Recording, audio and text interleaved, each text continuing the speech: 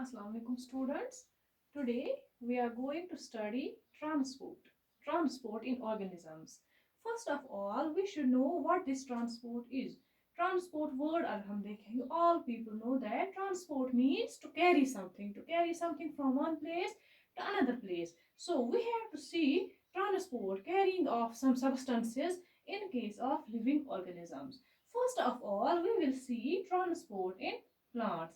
We will see how essential elements are carried from one part of a plant to another part of a plant. First of all, we will see what are those elements, what are those substances which need to be transported in a plant. Those substances are, for example, oxygen is there, carbon dioxide is, water is there, minerals are there,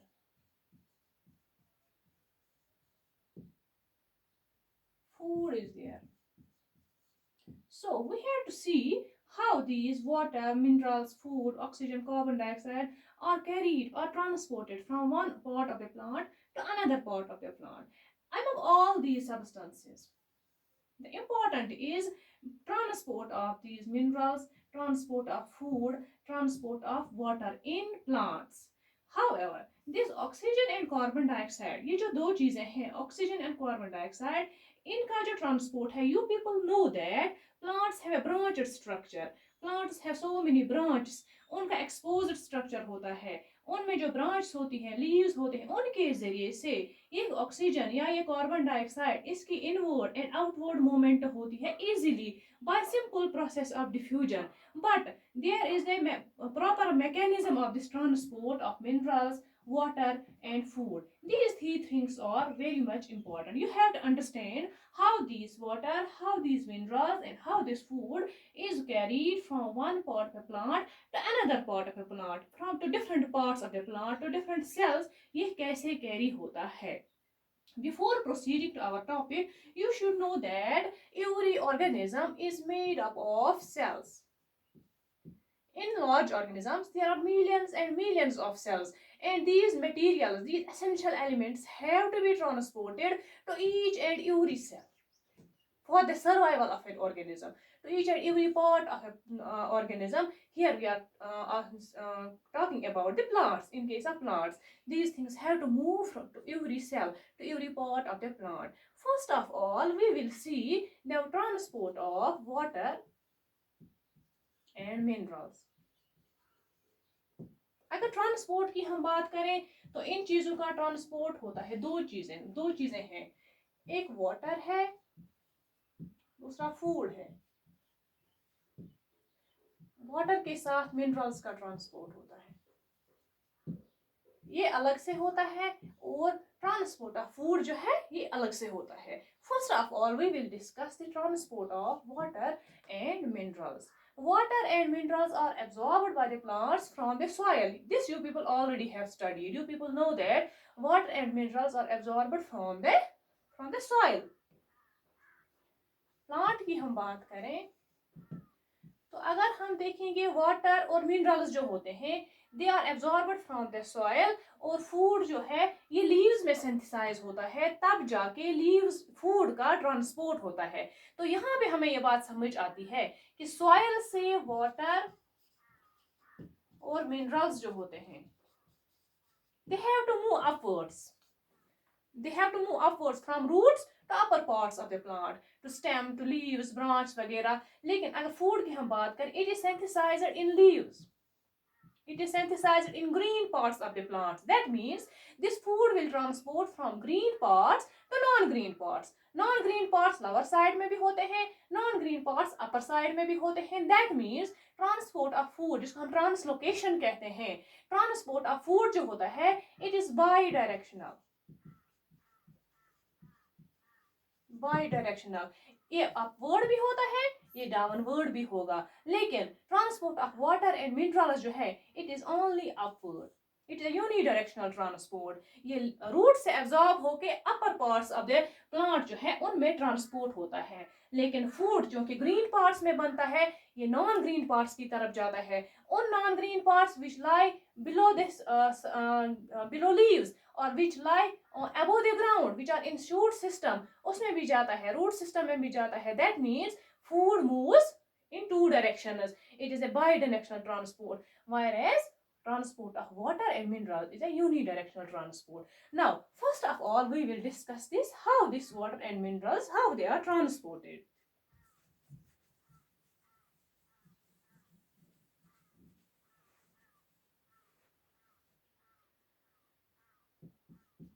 Transport of water.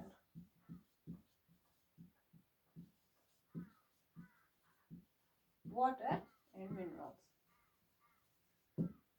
So students, there are two things which help in the transport of water and minerals. First is transpiration. Transpiration. You people know what is transpiration. Transpiration is the loss of water through the leaves, through the small openings which are present in the leaf, due to which the excess amount of water which is not needed by the plant that is lost to the surroundings. वो vapors की सूरत में surroundings में जाता है. That is transpiration. अब होता क्या है transpiration से? अगर हम देखेंगे एक plant जो होता है,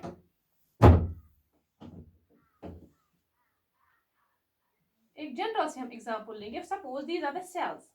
सेल्स इतनी बड़ी तो नहीं होती हैं, but just they are small. We will just make them bigger so as we can understand. अगर ये फॉर एग्जांपल सेल्स हैं, हर एक में वाटर कंटेंट हो, इसमें भी वाटर है, इसमें भी वाटर है, हर एक सेल में वाटर होता है. We know that during transpiration process the water is lost. अब जो लीफ में सेल है उससे वाटर लॉस होता है. That goes to outside surroundings और वो इवापोरेट हो जाता है, लॉस हो जाता है. तो यहाँ पे क्या हो जाता है, वाटर कंसंट्रेशन कम हो जाता है, वैकेंसी क्रिएट हो जाती है, वाटर जो है खत्म हो जाता है. और उस स्पेस को ऑक्यूपाई करने के लिए from this neighbour cell the water enters into this cell. तो by the simple process of diffusion. तो यह इसकी प्लेस को ऑक्यूपाई करने के लिए यहाँ से वाटर आता है और इसको ऑक्यूपाई करता है. यहाँ पे जगह खाली हो जाती है, कंसंट्रेशन कम हो जाती है, यहाँ से वाटर आता है, इस जगह को कवर करता है. In the same manner this water continues to move from one cell to another cell and finally from the last cell which is in contact with the soil. From वहां से क्या होता है, वाटर जो move हो जाता है और इस स्पेस को ऑक्यूपाई करने के लिए सॉइल सरफेस से, सॉइल स्पेसेस से, सॉइल पार्टिकल्स के दरमियान जो स्पेस होती है वहां से वाटर आ जाता है और दैट इंटर्स द रूट्स. इस तरह से वाटर अपवर्ड मूवमेंट करता रहता है. This is the process of transpiration which help us in upward movement of water. और इसमें डिजॉल्व्ड मिनरल्स भी इसके साथ ऊपर आ जाते हैं. ये ट्रांसपायरेशन की बात है. दूसरी जो प्रोसेस है दैट इज रूट प्रेशर.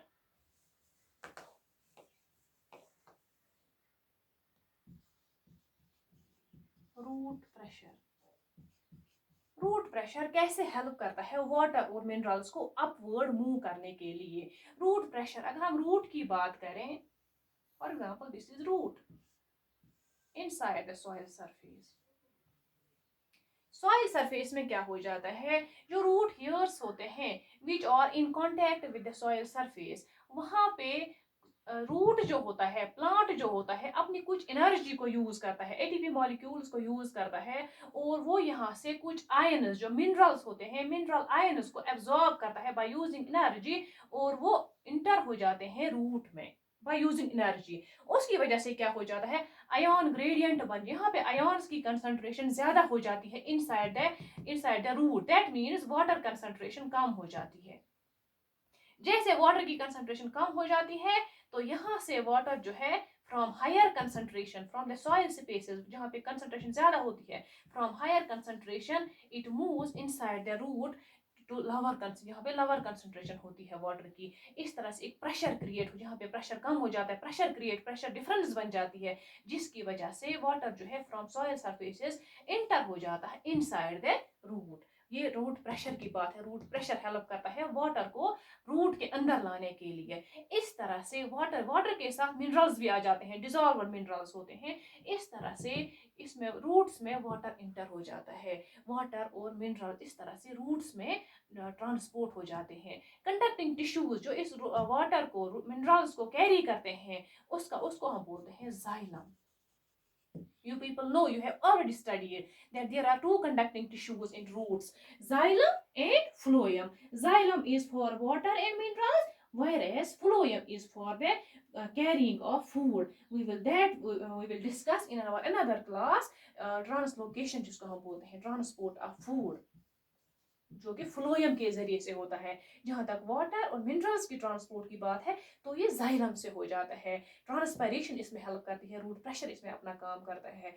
इंशाल्लाह in our next class we will continue the topic.